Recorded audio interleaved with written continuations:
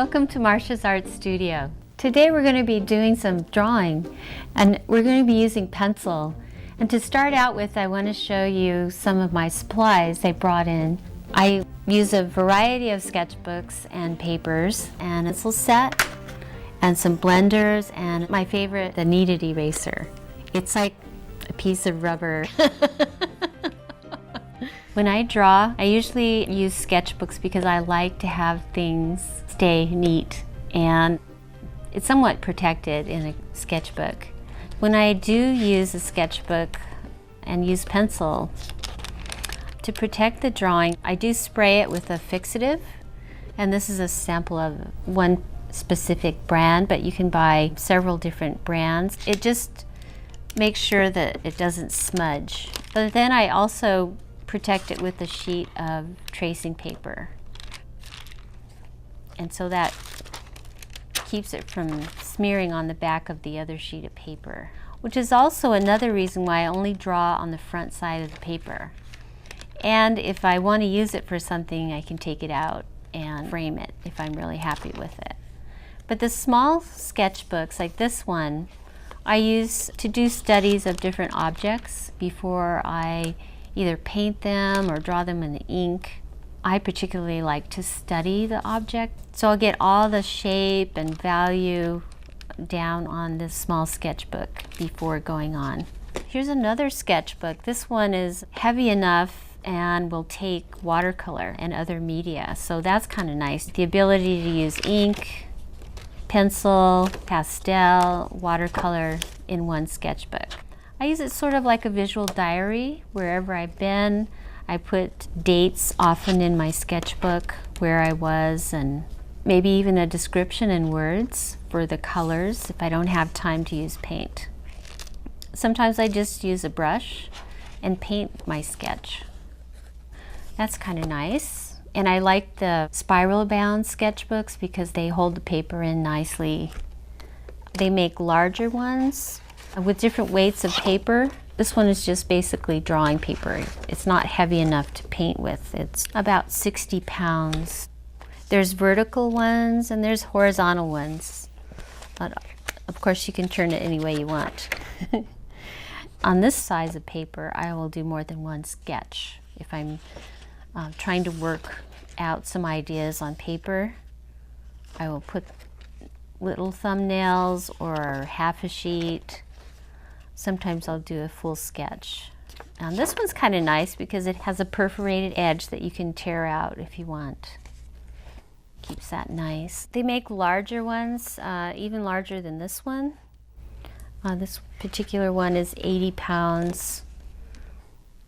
Very handy, has a perforated edge, good size paper, and you can do full sheets, full sheet drawings in there.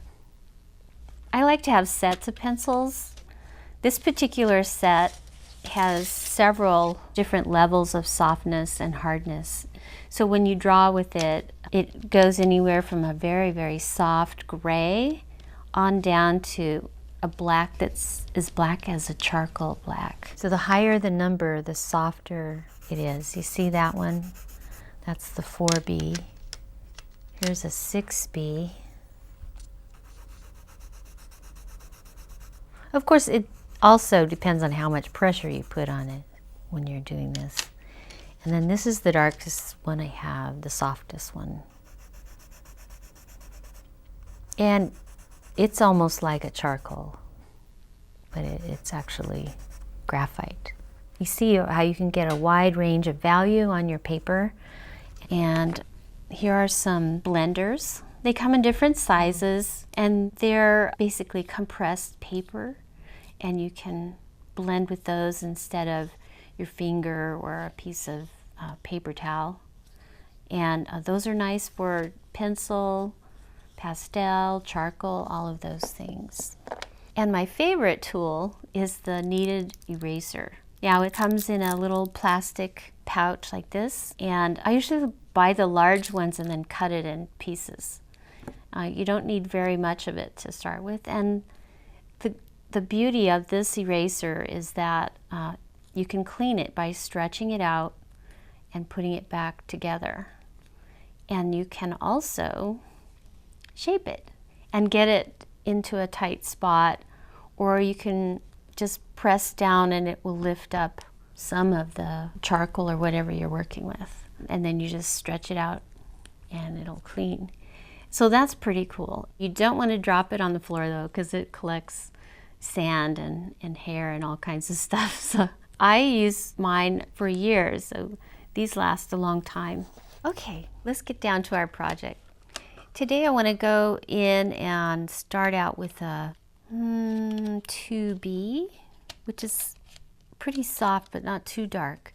So when I draw on my paper, it won't be digging deeply into the paper, and I can make changes. If I use a hard lead, it could go into the paper too deep and then I won't be able to erase it. So with a 2B, that's somewhere in the middle of being soft and being hard, I'm going to be drawing this little picture. If you're going to try this at home, try something white so that you can see all the different values, the very bright, and the darkest darks, and then all those medium values. So I usually study the object with my eyes first, and then I determine where I'm going to put it on my paper, and then with some light lines I'll go and start to sketch the outer contour of the object.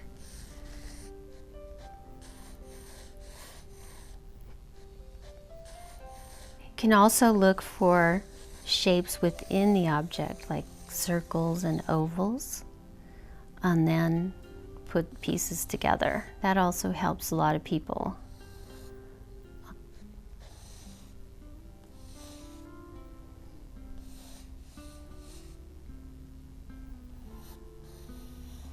Now don't worry if you don't get it exactly to look like the object the first time, because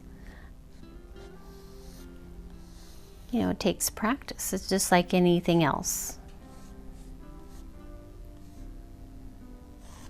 Try to look for different angles. Where does it connect on the base? That kind of thing. And artists always have lots of lines when they're sketching. And then they go through and pull out the lines that they like to keep. And either they ignore the rest of the lines or they incorporate them into the picture. Then I start to press down a little bit more where I know there's a dark shadow coming up.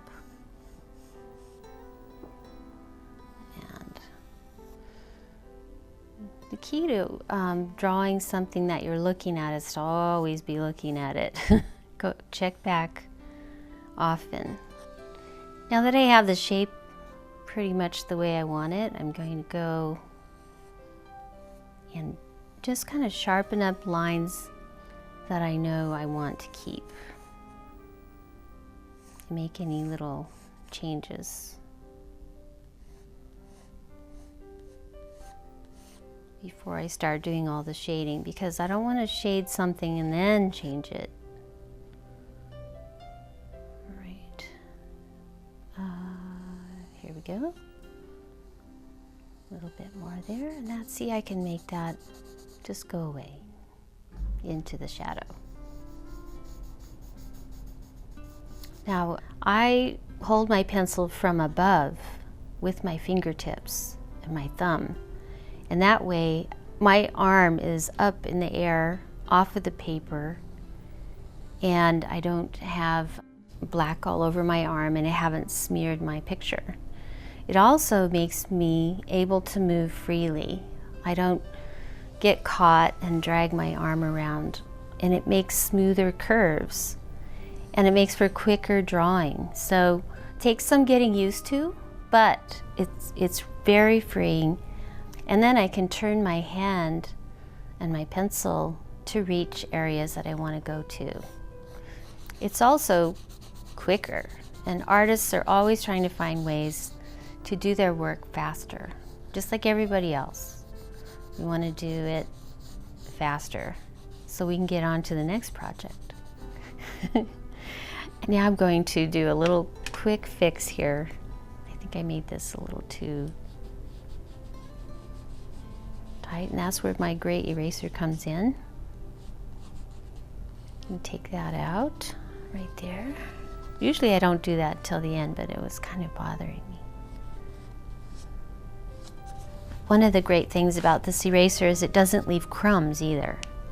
So you can erase, you can lift. If I want to just take some of that off, I have lifted off some without smearing everything else. Now I'm going to take this and also create a table line. Always put it behind your object so that your object has some stability, it's not floating in the air, and it's not going to be falling off the back of the table. So if I place my line here, logically that would be falling over the edge in the back. So that's why I put it back here, so it seems safe. Okay, so now as I look at my object, I'm looking for medium values now. I know where my darkest values are, right up here inside that hole. Okay, my medium values are out here on the side, so I'm going to start creating some shading. I want to be very careful not to go too dark and not to make it look like a pattern.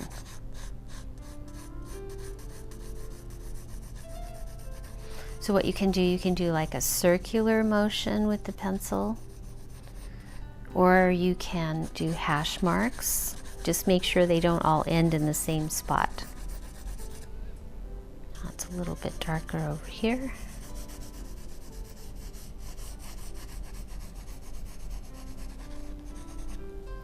It's very dark right here.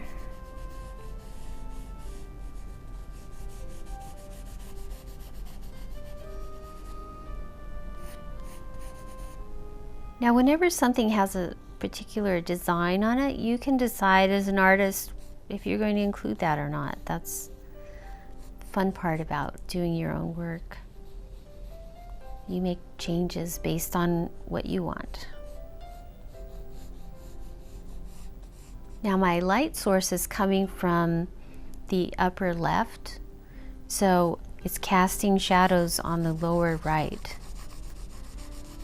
So this whole right side of my picture has a lot of shading going on.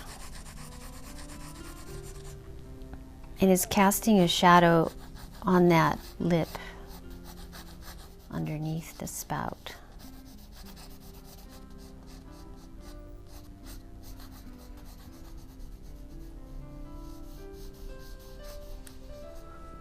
Okay, a little bit more here.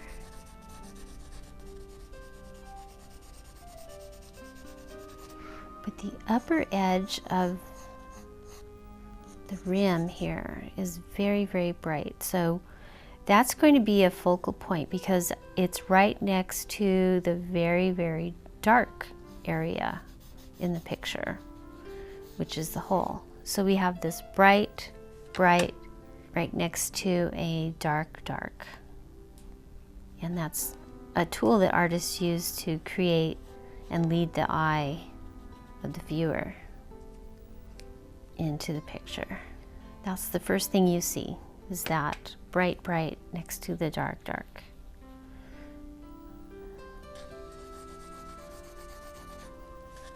Now, a little more here.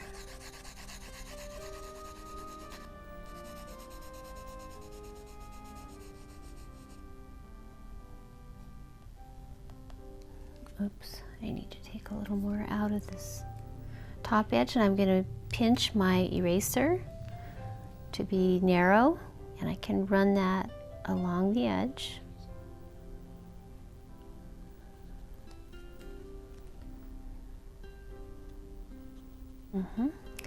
Now, where your object sits on the table, every object will create this really sharp line right where it sits on the table, not anywhere else. And it's very narrow.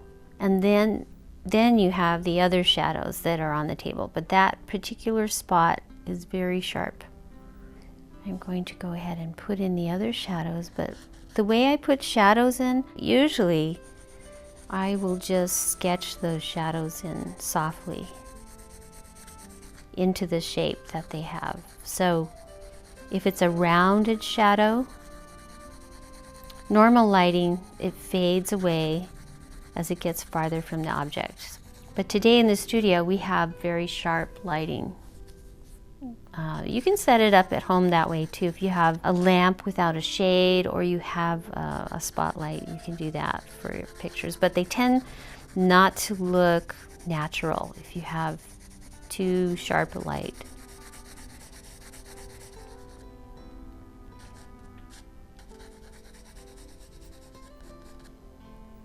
Okay, I'm going to fade that out there. I wanted to talk to you a little bit about blending. If I don't have a blender with me, I'll use my finger. But I don't use a finger on my other hand. I use a finger on my drawing hand because if I accidentally touch the paper with black fingers, it will smudge the paper. It also mixes with the oil that you have on your hands, and then it won't come out of the paper. Unless you have it clipped down or in a sketchbook like this, you tend to be touching the paper. So blend with a finger on your drawing hand, and you can do that just by moving it around like that, and create a little bit softer pencil. And I see that I need more dark, so I'm going to go into 6B. This is a 6B. That's pretty soft. The B's are the soft, the H are the hard. Now I'm going to go into that darkest area, very carefully add more darkness. And it's a little bit shiny, so I'm going to be careful not to overdo. I look for my deepest areas and go back into those. That table.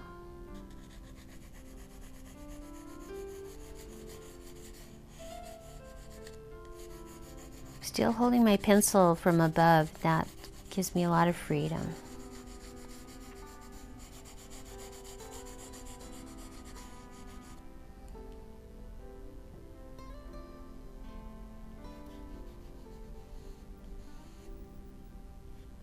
There are some reflections from the items on the table too. Be interesting to pick that up.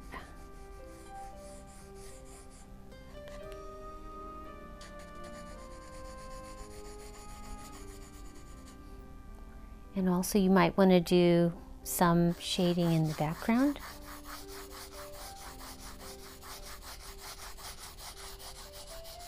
When you get next to your objects, slow down.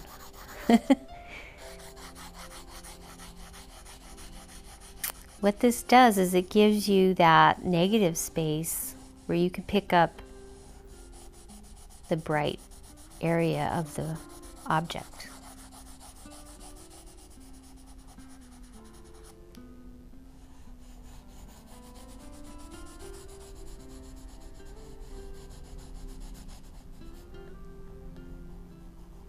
Remember, this edge is the brightest edge too.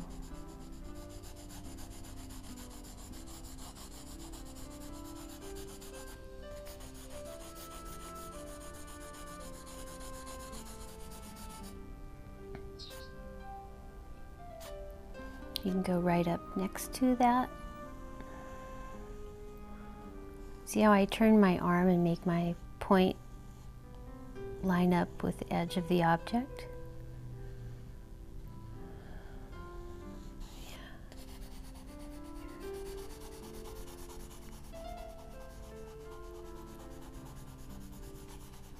Now when I use my blender, I'll smooth all that out.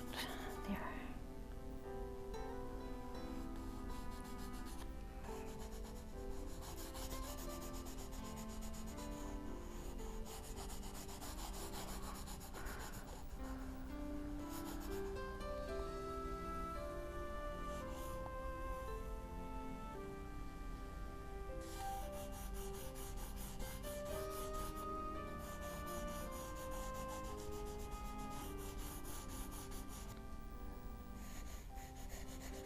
tend to go lighter on the side that has the dark area.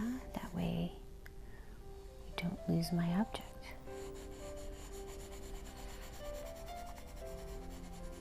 Now, let's try this. Okay, I'm going to take this blender and come in with the point. Be careful not to drag it over into another area because it will take that dark pencil and move it, unless you want it somewhere. See that? That's kind of neat, soft gray.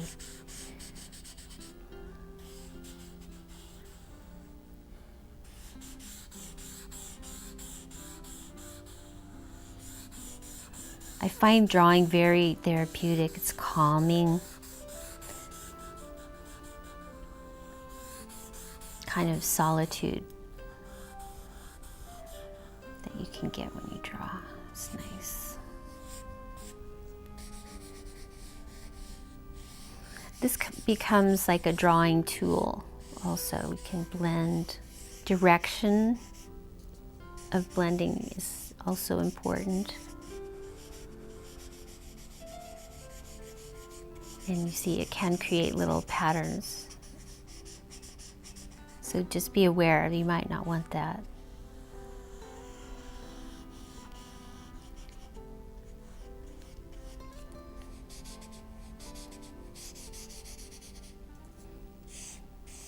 You can use your finger. You can use a paper towel too. You can wad up or fold up a paper towel and use that if you don't have one of these blenders.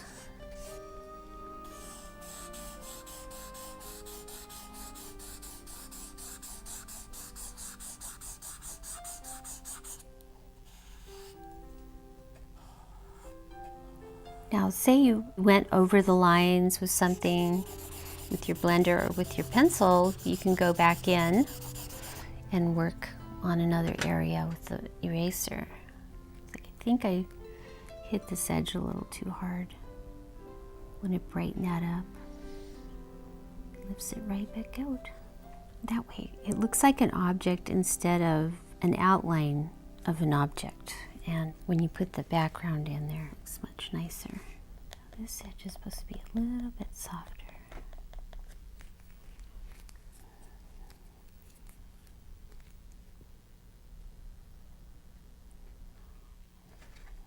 Well, I'm pretty happy with my drawing. I hope that you give it a try. And just pick any object. It could be your shoe.